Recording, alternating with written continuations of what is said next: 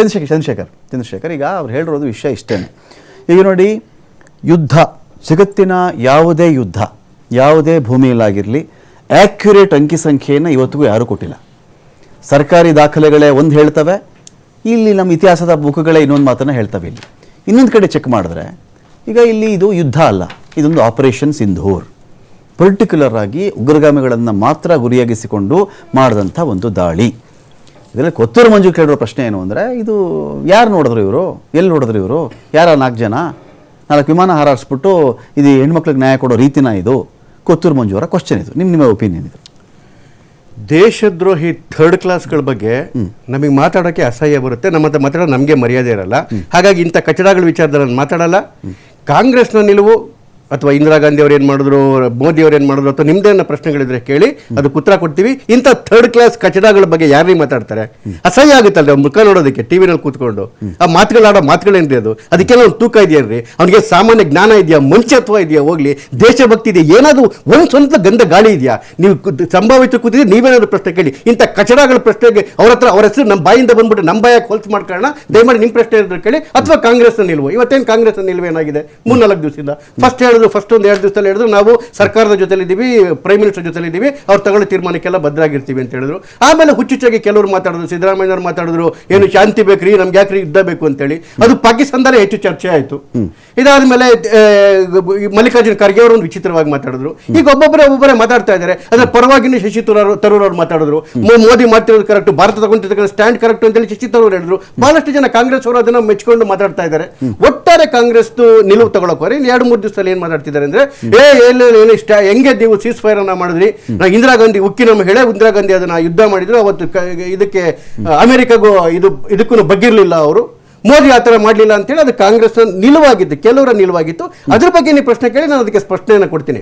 ಇಂದಿರಾ ಗಾಂಧಿ ಅವರಿಂದ ಏನೇನು ಅನ್ಯಾಯಗಳಾಯಿತು ಅಥವಾ ಒಳ್ಳೇದಾಯ್ತು ದೇಶಕ್ಕೆ, ಅಥವಾ ಮೋದಿ ಅವರು ಮಾಡೋದ್ರಿಂದ ಏನೇನು ಒಳ್ಳೇದಾಯ್ತಾ ಕೆಟ್ಟದಾಯ್ತು ಅಂತೇಳಿ ಡಿಸ್ಕಷನ್ ಮಾಡಿ ನಾನು ಖಂಡಿತವಾಗ್ಲೂ ಅದಕ್ಕೆ ಮಾತಾಡ್ತೀನಿ. ದಯಮಾಡಿ ಈ ಥರ್ಡ್ ಕ್ಲಾಸ್ಗಳ ಬಗ್ಗೆ ನನಗೆ ಒಪಿನಿಯನ್ ಕೇಳಲೇಬೇಡಿ. ಓಕೆ, ಸುನಿಲ್, ಒಂದು ವಾರ್ ಬೇರೆ, ಒಂದು ಆಪರೇಷನ್ ಬೇರೆ, ಬಹಳ ಅಜಗಜಾಂತರ ವ್ಯತ್ಯಾಸ ಇರುತ್ತೆ. ಆಪರೇಷನ್ ಒಂದು ಪ್ರೆಸಿಷನ್ ಇರುತ್ತೆ ಅದರಲ್ಲಿ. ಇದನ್ನು ಮಾಡೋಕ್ಕೆ ಹೋಗಿದ್ರೆ ಅದನ್ನೇ ಮಾಡೋದು. ವಾರ್ ಅಂದರೆ ದೇಶನೇ ಎದ್ದಕ್ಕೆ ನಿಂತು ಬಿಡ್ತವೆ. ಈವನ್ ಕಾರ್ಗಿಲಲ್ಲೂ ಕೂಡ ಅದು ವಾರ್ ಅಂತ ಕರೆದ್ರು ಕೂಡ, ವಾರಲ್ಲೂ ಕೂಡ ಕಾರ್ಗಿಲ್ ಒಂದು ಪ್ರದೇಶಕ್ಕೆ ಸೀಮಿತವಾಗಿದ್ದಂಥ ಒಂದು ವಾರ್. ಕರೆಕ್ಟಾಗಿ ಅಷ್ಟೇ, ಆ ಜಾಗದಲ್ಲಿ ಬಂದವ್ರು ಕೂತಿದ್ದಾರೆ, ಆ ಜಾಗ ನಮ್ಮದು, ನಾವು ಅವ್ರನ್ನ ಓಡಿಸ್ಬೇಕು ಅಷ್ಟೇ. ಇದಕ್ಕೆ ನಾವು ಅದಕ್ಕೆ ಲಾಹೋರ್ಗೂ ಹೋಗಲಿಲ್ಲ, ರಾವಲ್ಪಿಂಡಿಗೂ ಹೋಗಲಿಲ್ಲ, ಪೆಷಾವರ್ಗೂ ಹೋಗಲಿಲ್ಲ, ಇನ್ನೆಲ್ಲಿಗೂ ನಾವು ಕ್ಷಿಪಣಿಗಳನ್ನು ಉಡಾಯಿಸ್ತಿಲ್ಲ. ಆ ಬೆಟ್ಟಗಳ ಮೇಲೆ ಇದ್ರಲ್ಲ, ಅಲ್ಲಿಗೆ ಮಾತ್ರ ಯುದ್ಧ ನಡೆದಂಥ ಯುದ್ಧ. ಈ ಒಂದು ಆಪರೇಷನ್ ಅಂತ ಬಂದಾಗ ಇದರಿಂದ ನಮಗೆ ನ್ಯಾಯ ಸಿಗ್ತಾ? 4 ವಿಮಾನ ಹಾರಾಡಿಸ್ಬಿಟ್ರೆ ಅದು ದೊಡ್ಡ ಕಾರ್ಯಾಚರಣೆ ಆಗಿಬಿಡುತ್ತಾ? ಇದರಿಂದ ಮಹಿಳೆಯರಿಗೆ ನ್ಯಾಯ ಸಿಗುತ್ತಾ ಅಂತ ಬಂದಾಗ, ಒಂದೊಂದು ಆರ್ಮಿ ಪರ್ಸನ್ ಆಗಿ, ಎಕ್ಸ್ ಆರ್ಮಿ ಪರ್ಸನ್ ಆಗಿ ನಿಮಗೆ ಬರ್ತಕ್ಕಂಥ ಭಾವನೆ ಏನು ಇದ್ರ ಬಗ್ಗೆ ಅಂತ? ಫಸ್ಟ್ಲಿ ಬರೀ ನಂದಂತಲ್ಲ, ನೀವು ಫೋರ್ಸಸ್ ಆಸ್ ಹೋಲ್ ಅಂತ ನೀವು ಕನ್ಸಿಡರ್ ಮಾಡಿದ್ರೆ, we don't care okay who says what. ಯಾಕಂದ್ರೆ we are trained that way. ಯಾರು ಏನ್ ಹೇಳ್ತಾರೆ, ಟೆರರಿಸ್ಟ್ ಯಾರು ಸಾಯಿಸಿದ್ರೆ ಲೆಕ್ಕ ಕೊಡಿ ನೀವು ಅಂದ್ರೆ, ಟೆರರಿಸ್ಟ್ ಯಾರು ಸಾಯಿಸಿದ್ರೆ ಹೇಳ್ರಿ ನಮಗೆ, ಅವ್ರನ್ನ ಸಾಯಿಸಿದ್ರೆ ಅದು ಸಾಯಿಸಿದ್ರೆ ಲೆಕ್ಕ ಕೊಡಿ ಅಂತ. ಆ ಲೆಕ್ಕ ನಮ್ಮ ಹತ್ರ ಇರುತ್ತೆ, ನಾವು ಅದನ್ನ ರಿವೀಲ್ ಮಾಡಕ್ ಆಗಲ್ಲ. We have our reasons of national security. ಇದು ನಂದಂತಲ್ಲ. ಫಾರ್ ದಟ್ ಮ್ಯಾಟರ್, ನಮ್ಮ 3 ಜನ DGMOs ಏನು ಆರ್ಮಿ, ನೇವಿ, ಏರ್ಫೋರ್ಸ್ DGMOs ಏನು ಇದು ಮಾಡಿದ್ರು, ಪ್ರೆಸ್ ಕಾನ್ಫರೆನ್ಸ್ ಮಾಡಿದ್ರು, ಅಲ್ಲಿ ಇದೇ ಕ್ವೆಶನ್ ಬಂತು, ಎಷ್ಟು ಜನ ಟೆರರಿಸ್ಟ್ಗಳನ್ನ ಸಾಯಿಸಿದ್ರಿ ಅಂತ. So air marshal Bharati, DGMO, Indian air force, ಅವರೊಂದು ಮಾತು ಹೇಳಿದ್ರು, ಬಾಡಿ ಬ್ಯಾಗ್ ಲೆಕ್ಕ, it's our task to hit the target, not counting the body bags, it's their job. ಅದವ್ರಲ್ಲಿ ಮಾಡ್ತಾ ಇದ್ದಾರೆ. ಅವ್ರು ಎಷ್ಟು ಬಾಡೀಸ್ ಎಣಿಸಿದ್ದಾರೆ, ಎಷ್ಟು ಮಾಡ್ತಾ ಇದ್ದಾರೆ, ಅದು ಒಳಗಡೆ ಗೊತ್ತಿರುತ್ತೆ. ಸಿ, ಮಿಲಿಟರಿ ಆಪರೇಷನ್ಸ್ ಅಂತ ಏನಿರುತ್ತಲ್ಲ, ಇದು ಯಾವುದೇ ಒಂದು ಕ್ಯಾಂಪೇನಿಂಗ್ ಇಲ್ಲ ಅಂತ ಹೇಳಿದ್ರೆ ನಮ್ಗೆ ಫೇಮ್ ಬರಬೇಕು ಅಂತ ಯಾರೂ ಮಾಡಲ್ಲ. We were hit and decisive attack ಮಾಡಬೇಕಿತ್ತು. ಅಟ್ಯಾಕ್ ಹೇಗಿರ್ಬೇಕು ಅಂದ್ರೆ, ಕನ್ವೆನ್ಷನಲ್ ಹೋಗ್ಬಾರ್ದು, ಸಬ್ ಕನ್ವೆನ್ಷನಲ್ ವಾರ್ ಆಗಿ ಉಳಿಬಾರ್ದು.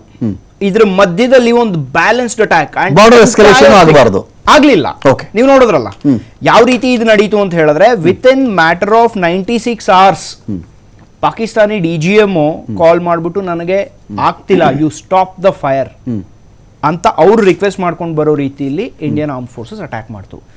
And when all of that was going on, ಅಲ್ಲಿ ಯಾರ್ಯಾರು ಇದ್ರಲ್ಲ ಆಪರೇಷನ್ ಅಲ್ಲಿ ಸ್ಟಾರ್ಟಿಂಗ್ ರೈಟ್ ಫ್ರಮ್ ಹೈರಾರ್ಕಿ, ನೀವು ಟಾಪ್ ಹೈರಾರ್ಕಿಯಿಂದ ತಗೊಂಡು ಮಿಲಿಟರಿಯಲ್ಲಿ none of them really cared ಯಾರು ಏನು ಹೇಳ್ತಾರೆ ಇದಾದ್ಮೇಲೆ. ಬಿಕಾಸ್ ನಾವು ಎವಿಡೆನ್ಸ್, ಬಿಕಾಸ್ ಐ ಮೈಸೆಲ್ಫ್ ನಾನು ತುಂಬ ಆಪರೇಷನ್ಸಲ್ಲಿ ಐ ಹ್ಯಾವ್ ಬೀನ್ ಪಾರ್ಟ್ಸ್. ಅಲ್ಲಿಗೆ ಹೋದಾಗ ನಾವು ಯಾರು ಏನಂತಾರೆ ಅಂತ ನಾವು ಹೋಗಕ್ಕಾಗಲ್ಲ. Because we are trained that way, Indian armed forces are trained that way. ನಮ್ಮ ಟಾಸ್ಕ್ ಒಂದೇ ಇರುತ್ತೆ, ಅಲ್ಲಿ ನಮ್ಗೆ ಏನಿದೆ ನಮ್ಮ ಗುರಿ ನಾವು ಅದನ್ನ ಸಾಧಿಸ್ಬಿಟ್ಟು ಬರ್ಬೇಕಷ್ಟೇ. And we will leave rest of the things for the world to decide and they can keep on talking. And armed forces really don't care. Anybody can speak anything he wants. Constitution ಕೊಟ್ಟಿರೋ right ಅಲ್ವಾ, power of that the right of expression and speech.